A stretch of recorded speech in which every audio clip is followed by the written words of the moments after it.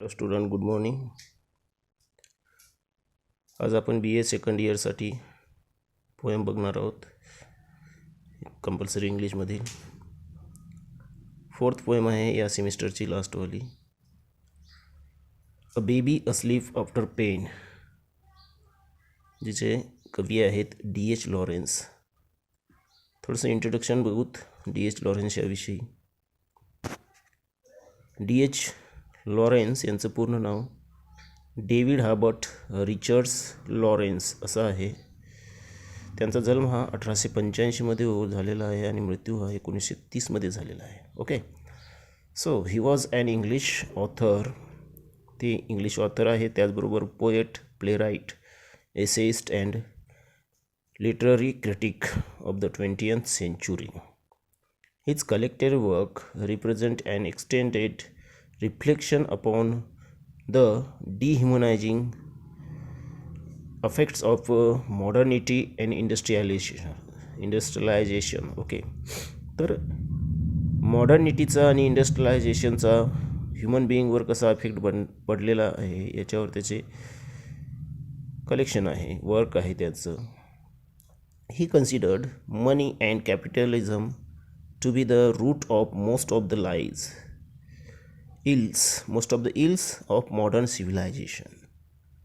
त्यांच्या मते मनी म्हणजे पैसा, कॅपिटलिझम हे सगळ्यांचं मूळ आहे, कारणीभूत मूळ आहे. कशाचं?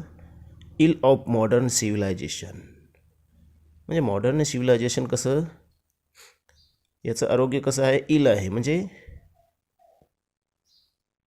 चांगलं नाही आहे. Okay, in his writing Lawrence confronted issues relating to the emotional health and vitality, spontaneity and human instinct. Lawrence opinion on him many enemies and he had to face official precautions, censorship and master presentations of his creative work. बघा, तर त्यांनी समाजातील ते दुर्मिळ चित्र समाजापुढे दाखवण्याचा प्रयत्न केला, जिथे emotional health, validity, spontaneity, human instinct ह्या सर्व गोष्टी त्यांनी उघडपणे दाखवल्यामुळे त्यांचे समाजातील बरेच एनिमीज, शत्रू निर्माण झाले.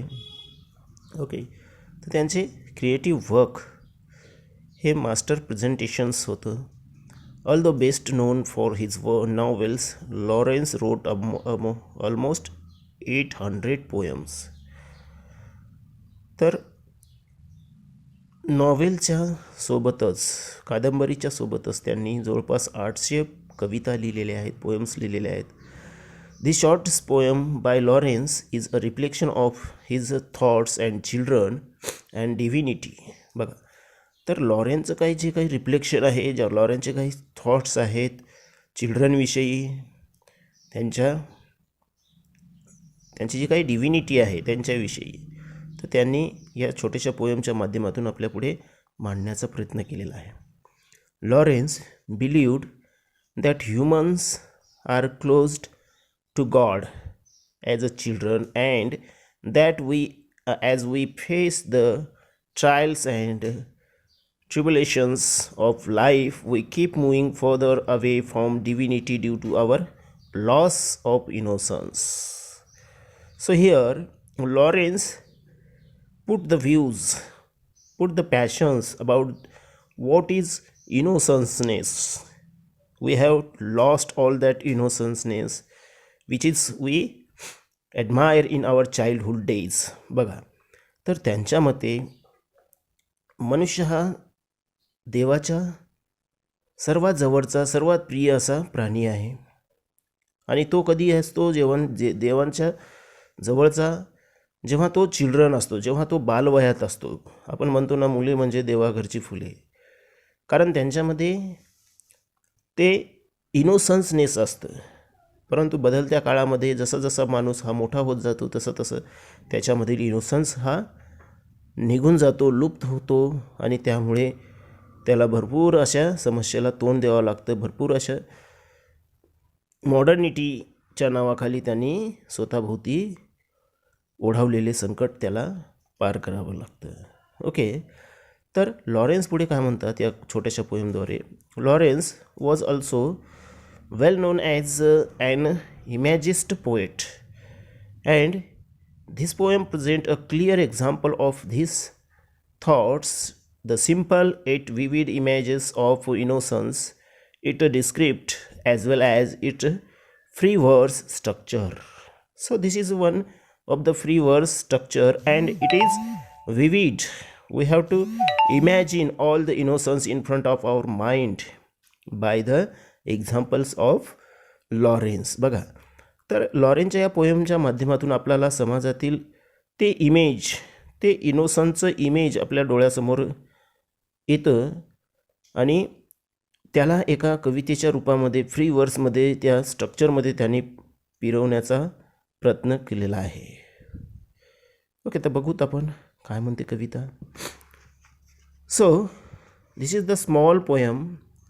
As a drenched drowned bee hung nubs and heavy from a blending flowers, so cling to me my baby, her brown hair brushed with wet tears and laid against her cheek, her soft wild leg hanging heavily over my arms, swinging heavily to my moment as I walk. My sleeping baby hangs upon my life like a burden she hangs on me. She has always seemed to slide, but now she is wet with the tears and numb with pain. Even her floating hair sink heavily, reaching downwards as the wings of the drenched drowned bee are the heaviness of a weariness. Okay, so this is the very small poem. Okay, बघा, तर ही फार छोटीशी कविता आहे आणि या कवितेच्या माध्यमातून त्यांनी फार समाजातील फार मार्मिक असं सत्य समाजापुढे मांडण्याचा प्रयत्न केला D.H. लॉरेन्स यांनी. त्यांनी बघा, मुले म्हणजे देवाघरची फुले आहे असं आपण संबोधतो. फक्त आपल्या देशात नाही तर प्रत्येक देशामध्ये मुलांचं महत्त्व, त्यांचं इनोसन्स जगामध्ये सर्वीकडे हे सारखंच असतं. बघा, तर मॉडर्निटीमध्ये किंवा मॉडर्न इंडस्ट्रियलायझेशनमध्ये मनुष्य हा कसा गुरफटत गेलेला आहे की त्यांचं स्वतःच्या मुलाकडे सुद्धा लक्ष नसतं आणि तेच मूल कसं रडतं आणि कसं my baby asleep after pen.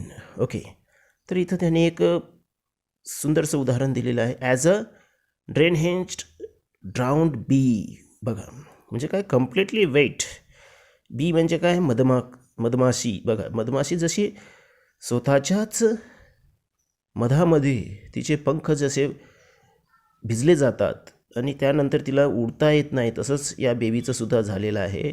So hung nubs and heavy from a blending flowers. बघा, so cling to me my baby, her brown hair brushed with wet tears. बघा, तिच्या डोळ्यातून अश्रू इतके गळालेले आहेत की ते सर्व तिच्या ब्राऊन हेअरवर